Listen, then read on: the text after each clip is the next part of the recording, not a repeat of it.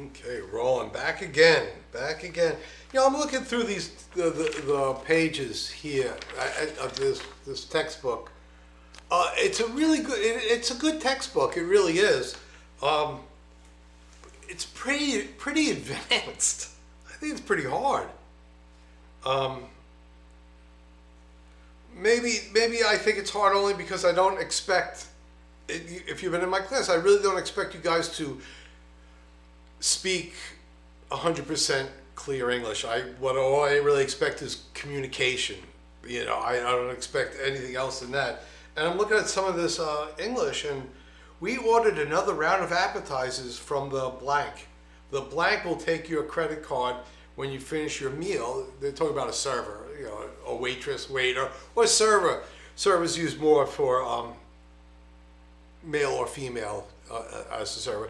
It's like stewardess and steward. When I was your age, you had stewardesses and steward. Now you have flight attendants, which covers both male and female. Same thing with servers. You have a server, waitress, waiter. Those are kind of like the old terms. They're the old terms. I don't know what the answer they have on here. I should look at the teacher's edition. The teacher's edition has all the answers, that's for sure. Please use utensils only for their intended purposes. We threw away several damaged knives this week. Remember, paring knives are not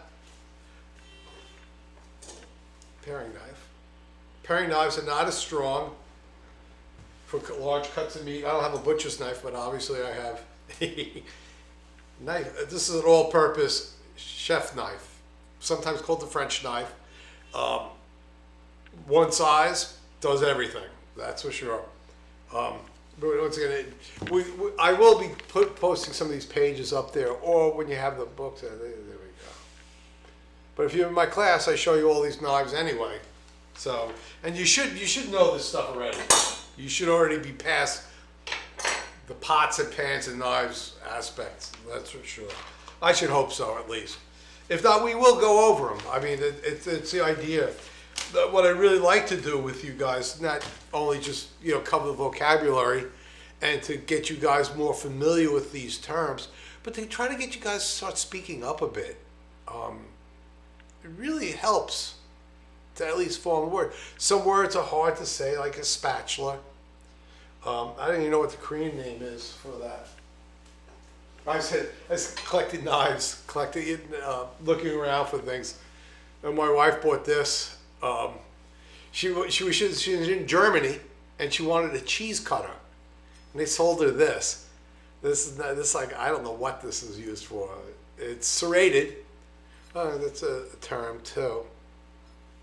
It's made for cutting breads, right, and serving, cutting and serving. I don't even have a name for this thing. You know, it's funny because the cheese knife, which I have in Busan, is a very thin wire that cuts through cheeses, which I use quite often because of that. They're quite handy. I've never used this. It's just I think it's funny they just she doesn't know. Sell her something. They probably sold her that. So once again, a French knife. I'll just stick with the knives for now. All right. Point, heel. This you know, we call it a handle, and this is a bolster. These are rivets. I don't know how important that is to there, but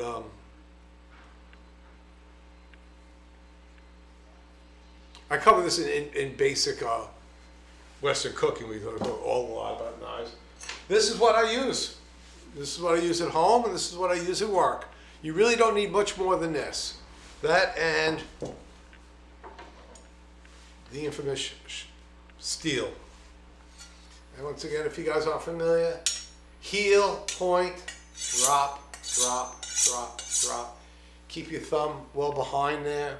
Keep your fingers out of the way, because it'll get you, that's for sure. Smaller knives, the same process. You don't hit hard. It's a light touch. It's a light touch. You should almost just rub against it. Oh yeah. That's nice. So, French knife, paring knife, steel. It's all you really need. Now, it might be other cases that you need, specialty items, special tools for the kitchen. But when it comes to like, you guys have, I think you just call it a peel. We call these potato peelers, even though you peel other things. The difference, I had one from America. There is a difference in the two. This takes off actually a lot of skin. Let's try this apple.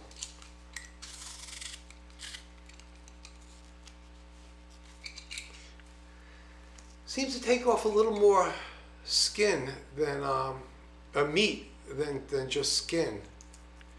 And if I recall, the ones in America, they were cut a little finer, and I don't know why.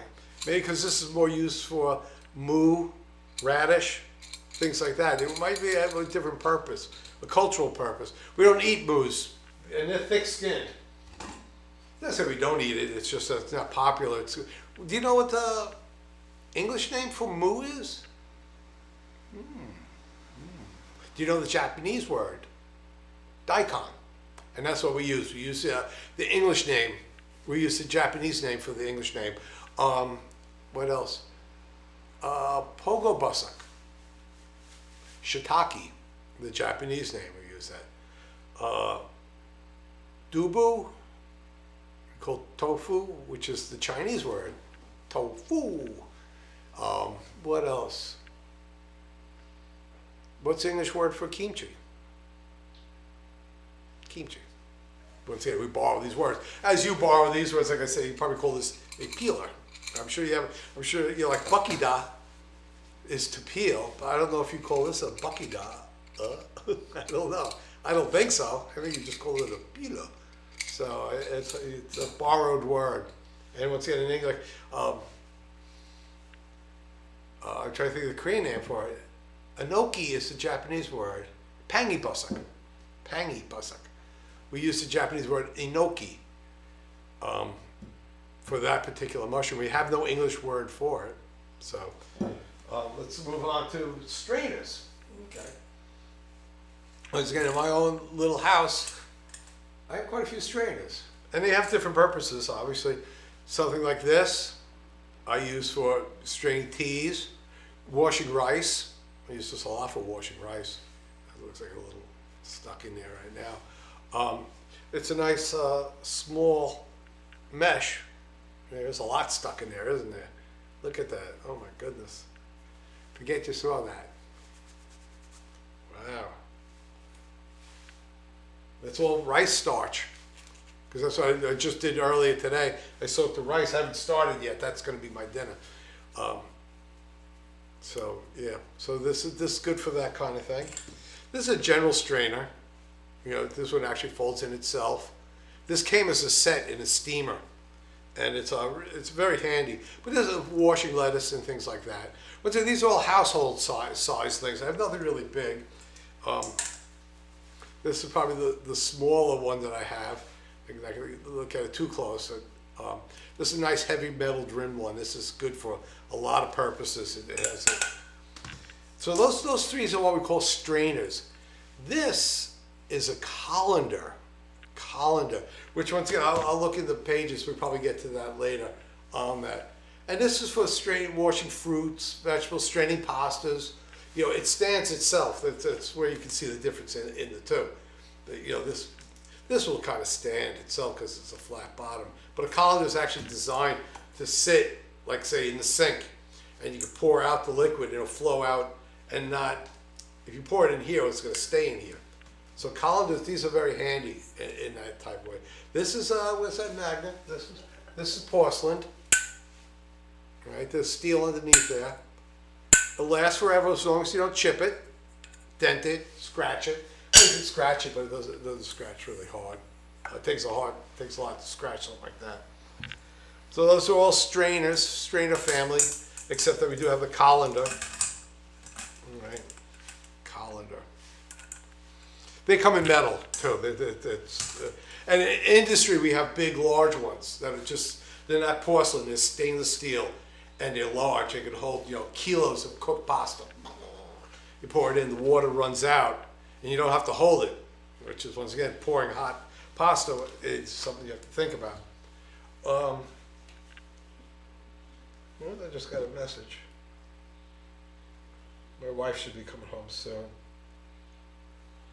Oh, let's see what she says. She's out walking Leon, so you'll see Leon shortly. You'll see Leon shortly. Let's see, other equipment.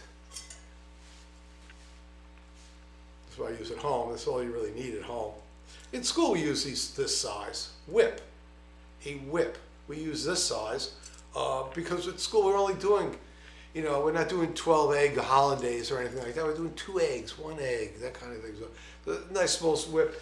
And at school, I even have these smaller ones that even work quite well for single eggs. Because even this for like 1 or 2 eggs, might be a little too large.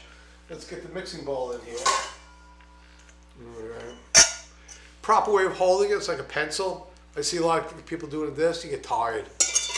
You get really tired. And if you're just mixing eggs, making bechamel and making a roux, you might have to sit there and jab it a bit. But most of the time, you use it like this. Right? You use it like that.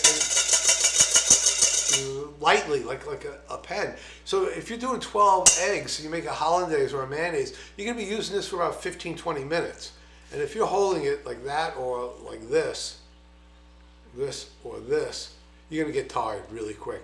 This is a little easier and lighter on the fingers, I feel. Once again, everybody does feel a little different, that's for sure. And this too is you're moving your whole arm. The same way this way, you're moving your whole arm. This way, you're only using your wrist. You got to think about it, Once again, at school, especially, I've worked in the kitchen so many years, and nobody's ever really told me, don't hold it this way. Don't hold it this way. After making holidays every day for the last, 6 years, you realize, you start figuring out your own ways to do it much better. The best teacher's experience, that's for sure. I can't express that anymore. The more time you spend in the kitchen, the more you learn. In school, we can only show you the way. It's up to you guys really to do the rest. Whips come in various sizes. This is just a general purpose whip. It's a little bent. Right at my home. So there we go. They're beautiful. Balloon whips, or like a balloon. They're much bigger and finer for meringues, hollandaise. This I'd use for like mayonnaise, because mayonnaise gets thick. If you do it like a roux or something like that, these will get bent. You see this is not attached. So this is not really good for roux or bechamels or anything like that. It is a household item anyway. Good commercial roux whips will be bound at the top. There'll be a little loop around there because they're for mashing things, so for hitting hard. So, box grater. Daiso has a lot of this stuff. I get a lot of stuff from Daiso. This is an American style box grater. In Asian cooking, you have that plastic, and it's for mu, and it's more like this size. It's very small. The plastic. Wait, something like this for potato pancakes. I'll make potato pancakes. I like that. I haven't had them in a while. Potato pancakes are fritter. Fritter. They're like Pajan, but they're thicker, smaller. We don't really make them as big as you guys do. And we put things like ketchup on it. That we don't use like a soy sauce base. This is a grater. I don't have another example of that. This we have these at school. Once again, Daiso sells almost all this stuff, all this equipment. Meat mallet, which I'll use. I'll saute some chicken breast, and I'll use that. These are potato mashers. Once again, Daiso supplies these for me. This is a good one. I bought this one first, and I thought it was kind of cool, but it's really small, and it's off angle, and it's actually hard to use where this is centered. I know it seems funny, see how small the holes are? It might not see much of a difference, but it does make a difference. I'm gonna make use these for mashed potatoes, mashed sweet potatoes, things like that. This was just a really odd one. I bought it first because I couldn't find one. Then I found this one. This is what very much American, like something my mother would have, but it works quite well for mashing. It's equal. This one's smaller. Live and learn. But those are called, we call them, even though they're used for many things, we just call them potato mashers. But you can use it for mashing many other things. What else do we have? Gupchas.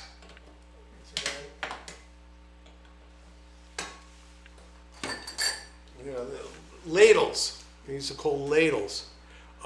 Korean gukcha. This one's pretty useless. I don't know what I don't know where I got it from. I haven't really used it that much. Where I use something like this, all-purpose. Let's get it at home. Do I have a commercial one? I do have a commercial one.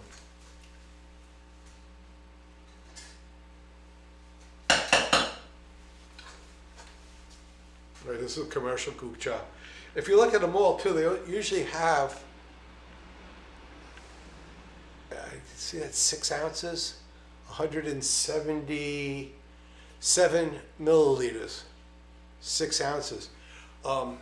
This one's a little bent too. There should be more like that. All right, that's a commercial gukcha. At home gukchas, which once again, for the purpose of the class, it's fine. Those work quite well. But all these have the 2 measurements on it. And one class we'll talk about more, and maybe I'll talk a little more. Well, I did talk about the 1-shot thing with you guys, I think, already, which is interesting. Just a review. I think this is a review, right? This is a shot glass. This is 1 ounce. This is 1.5 ounce, 1.5 ounces. This is 6 ounces, right? So they take 6 of these lines, or 3.5, right? 3, 6.5 there. So that's how it goes. It's easy to remember that. I was looking in the book. They do have a lot of things on weights and measurements. 550 grams is 1 pound. Things like that. I'll wait till we get to that chapter. We'll talk more about that. But it don't be. I know it makes you crazy. And I have a hard time with like centimeters and millimeters. I'm trying to get a stove for my house, and I think in inches and feet. And some people send measurements in millimeters, or they send it in centimeters. Now I know it's just changing the last digit, but you see something that says 700 millimeters. Oh, that's 70 centimeters. Okay, I guess it sounds kind of simple, but it is a little confusing for me. But inches and feet is crazy. 12 inches makes 1 foot. 3 feet make 1 yard. It's just something you have to grow up with. I remember when I was in like middle school, that was a class. We learned all about feet, inches, pounds, ounces, cups, quarts. So like 3.5 liters make 1 gallon. 1 gallon is a basic large measurement of gas. The largest one you have here is a liter, which is, so when I go by liter, I get like 27 liters. It's like a lot. 27 liters is 4.5 gallons. Pretty much, it's easy enough to think about that way. Small equipment. Let's see what else we have here. Nothing else. This is scissors are quite common in Korean cooking and French cooking. We don't, we meaning Americans, we don't really use scissors in our kitchens. We don't really use them at all, and they make a lot of sense. So I really do like them. In French, usually they call them poultry shears. Actually, it's a different word, but it is a scissor. And poultry is chicken, pheasant, any birds, duck, ori, gogi. That's poultry, and I don't know why the French use them only for ducks or chickens, because they are very useful for cutting a lot of stuff in the kitchen. I really do like it. And for fish, we don't use it for fish, but in class, to trim off any of the fins. Excuse me. trim off any of the fins. Scissors are quite handy for that. I think we all plates and bowls.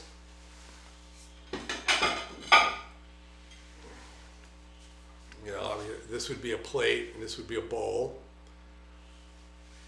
All right, pasta bowl.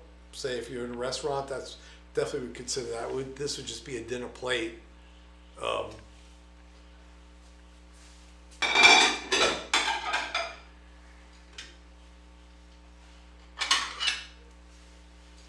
This would be a salad plate. This would be a side plate.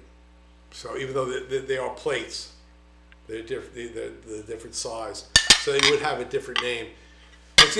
What's important about the names in every hotel does have a different name for things.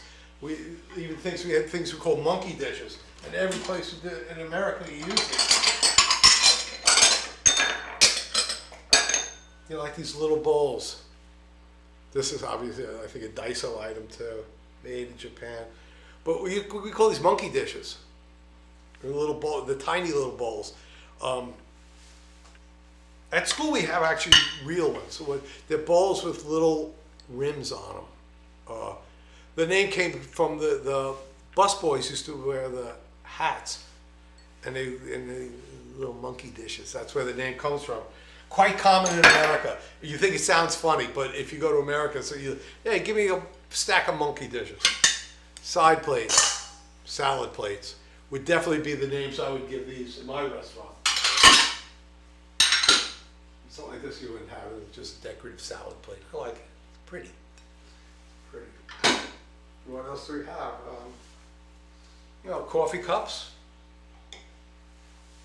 All right. This would be called a juice glass or a water glass. There is actually a specific name for that.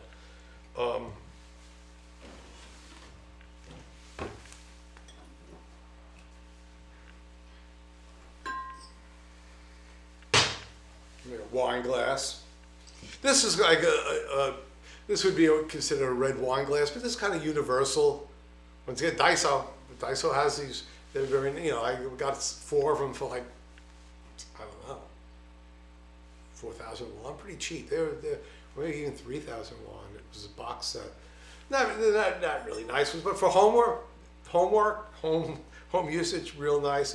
Same here. During the winter, brandy, whiskey. This is called the brandy snifter, like snifter, and I use this a lot for when I have company over, especially with the boys. The boys come over, little Jack Daniels, and it's nice service. You know, like you put whiskey in here, nah. You put whiskey in here, nah. Yeah. No. Looks nice. These were each on an each. I couldn't resist them. Especially, like I said, when you have friends over, it just looks nice. Now, there's one thing too that we don't have in America. The ramen bowl or kalguksu bowl or whatever. I don't even know what you would call this. These are wonderful. These are absolutely wonderful. If you're making ramen or anything like that, they're big, they're wide, they're attractive, they're very, very well made. But we don't have anything even close to this in Western service. This, I mean, if I brought this home and I gave it to my brother, they'd use it for a salad bowl, something that you'd serve in, not eat out individually. I don't know what you'd call this. My wife's not here. I'd ask her. I mean, I'm sure there's a name for it. I call it ramen bowl, but you probably have a different name. But we have no English or American counterpart to this. Not at all. Anything else that's weird? There's a lot of weird stuff. A lot of junk. Okay, coming to closing on that particular section. Oh, here's another non-Western thing.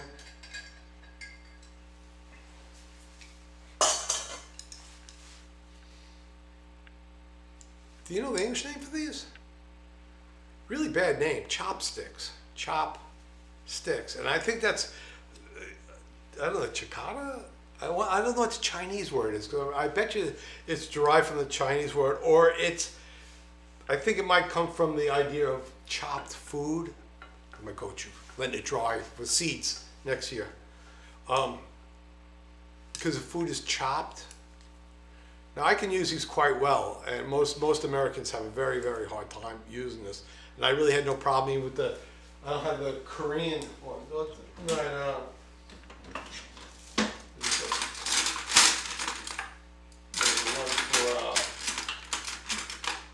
When guests come over, the nice ones, but these are not the Korean style ones either. These are, I don't know what you call these, hybrid styles. Obviously, forks. I still use forks a lot when I'm by myself, but most of the food I cook at home is Korean style, and this works quite well. Now these I have a very hard time using.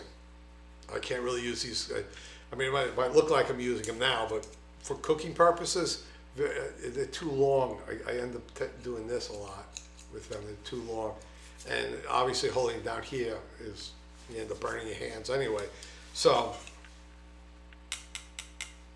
and this would actually be called an ice tong, because the serration on here, this is for like removing ice cubes and things like that. But a tong, T-O-N-G, tongs. I had, once again, in Busan, I have all my commercial equipment. And this is not, this is just, once again, like I said, a Daiso item. But I use this for sauteing and flipping and things like that. I have a very hard time using this, where my wife has no problem, turning with this, but it's a little too long for me.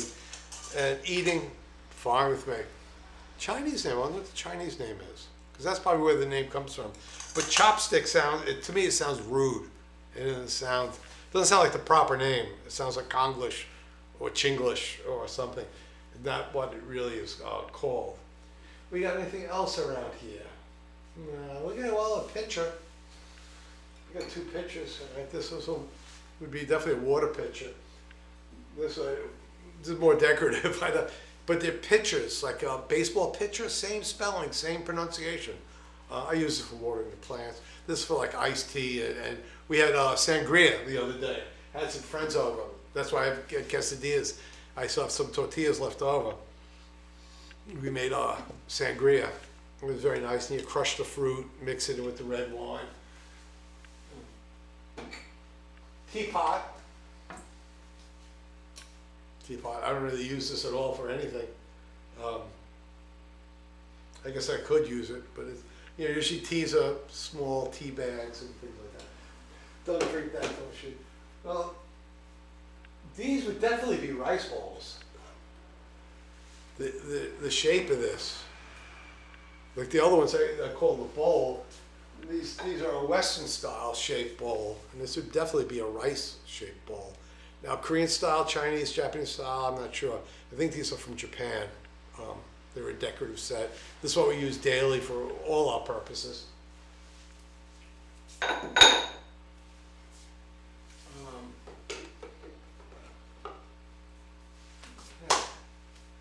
got more ramen bowls. I got 4 ramen bowls. I really like those. Those are good. Well, that's about it for this segment. And what we'll do is make some potato pancakes by using the equipment. That's the idea of the vocabulary part of this, is to use the mixing bowl, use the grater, use the knife. We're gonna chop, dice, slice. Get those words down. I'll have to move the camera around and bring it over here. I'll fabricate a chicken. I'll cut a chicken down. Let's focus on those words. Fabricate, cutting, removing, peel. The vocabulary, basic kitchen vocabulary, which I think is much more useful for you guys, because you all, if you're hotel students, I don't know, I guess I could look it up. If you're hotel students, it's very important to learn a lot different word sets. But if you are cooking students, peeling is a very important word to know. You know, peel the carrot, peel the onion.